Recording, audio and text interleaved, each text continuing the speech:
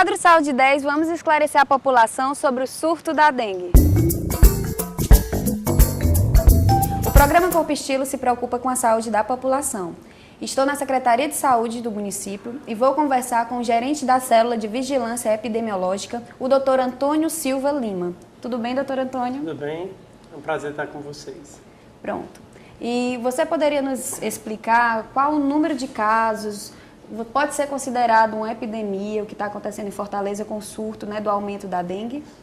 A gente, agora no início de maio, nós estamos com aproximadamente 6 mil casos. É um número que nos coloca em epidemia, como outros municípios do estado do Ceará, que tem algumas razões, como por exemplo a reintrodução de um novo sorotipo da dengue, que é o sorotipo 1. Na verdade ele não é novo, ele não circulava em Fortaleza há algum tempo. Então quando ele retorna, ele tem um potencial de contaminação grande de um segmento da população. Então nós estamos nesse momento com epidemia de dengue no município de Fortaleza.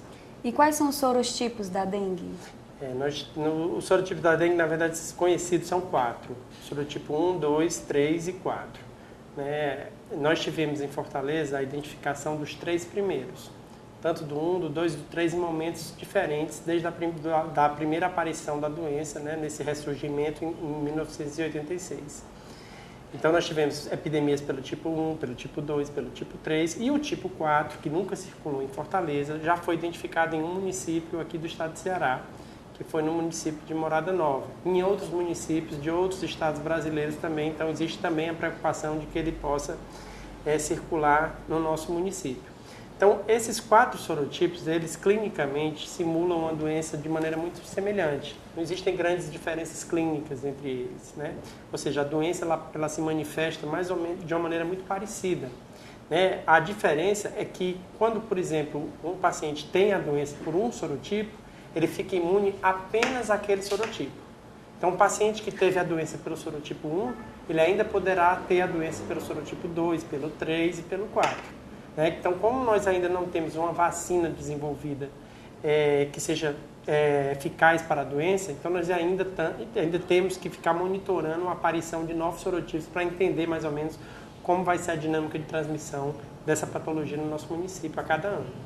Então, por isso que é comum, como você falou, que você sempre escuta, eu já peguei dengue, eu tenho medo de pegar uma segunda vez porque pode ser mais grave, Justamente explicando o que você acabou de falar. Exatamente, Quem teve dengue uma vez pode ter outras 3, No caso da aparição do tipo 4 que ainda não ocorreu em Fortaleza. E isso que você falou, de fato, procede.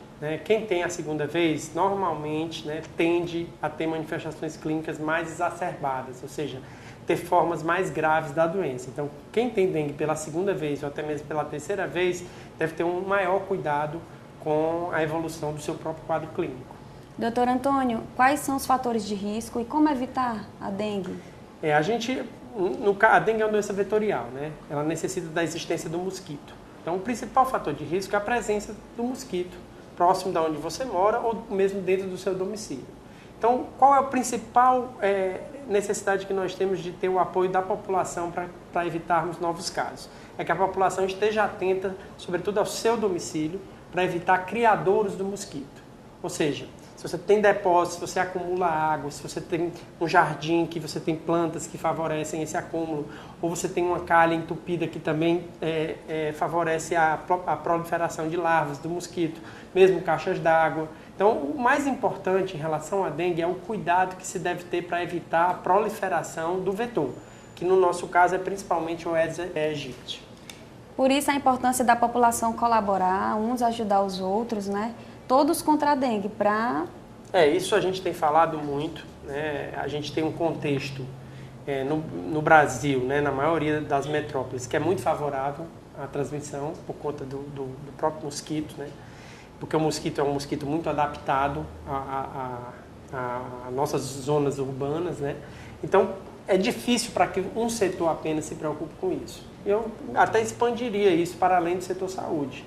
Nós temos todo um contexto também socioambiental, de necessidade de melhorias, na maior parte que envolve isso, envolve lixo, isso envolve saneamento básico, isso envolve abastecimento da água regular, isso envolve menores adensamentos populacionais, né? Você ter pessoas vivendo em melhores condições de vida que permite que você tenha um maior controle, né, ambiental do seu entorno, já que a maioria dos focos do mosquito eles ocorrem dentro dos domicílios, né? Ou dentro dos domicílios ou em zona peridomiciliar. Então, cuidado, essa parceria com a população é essencial para o controle da doença. Doutor Antônio, você como gerente da célula de vigilância epidemiológica, como é feito esse controle nas regionais na cidade de Fortaleza? Cada regional de Fortaleza tem um distrito técnico da dengue. Esse distrito ele se ocupa sobretudo do controle vetorial. Então é aí que se faz o controle, a visita às casas através dos agentes de endemias, a verificação da existência de focos, a destruição de focos. Toda a parte de controle vetorial ela é comandada sob o ponto de vista regional. Em relação aos casos de dengue, nós também temos em cada regional uma célula de vigilância epidemiológica regional, ou seja, um grupo de profissionais que são responsáveis pela investigação de casos, pelo controle da doença em cada espaço geográfico limite, né, dessa regional.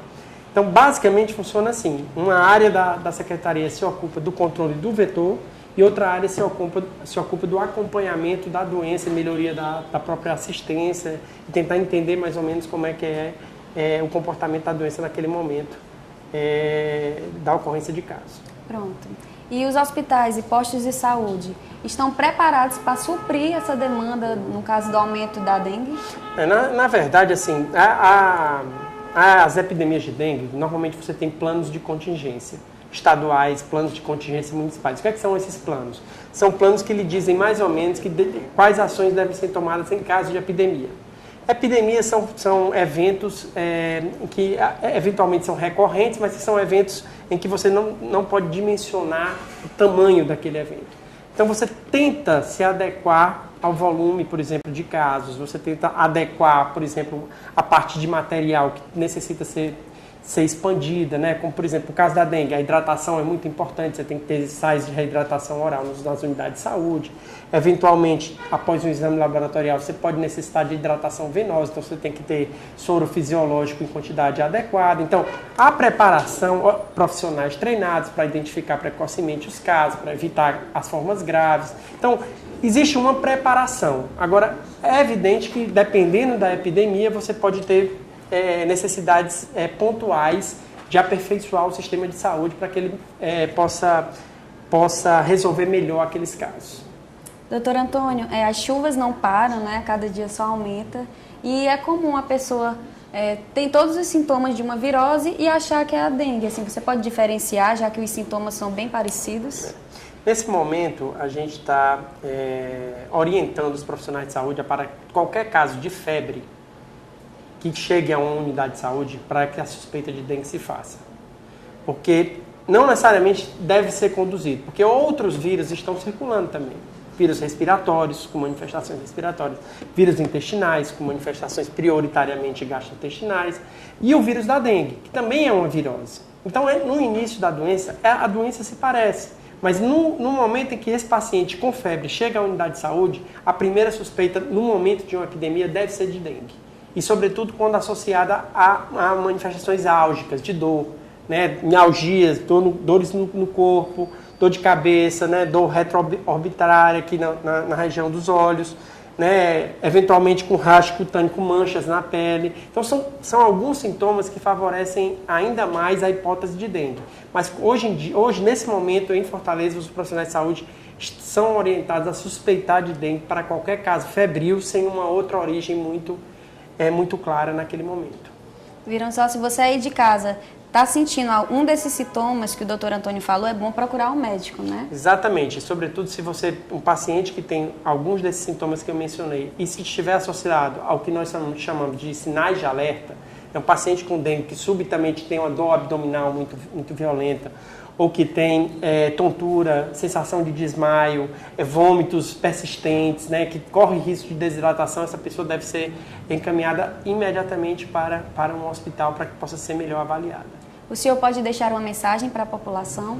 A mensagem é um alerta, embora não de pânico, né, a necessidade que nós temos nesse momento de prestar atenção sobretudo dentro da sua casa, dentro do seu condomínio, dentro da sua igreja, da sua escola, a possível ocorrência de criadouros do mosquito, para que a gente possa, assim, diminuir a ocorrência dessa doença, que é uma doença que já faz algum tempo que existe no nosso município, no nosso estado, mas que ainda, infelizmente, é uma doença que pode se manifestar de maneira muito, muito grave.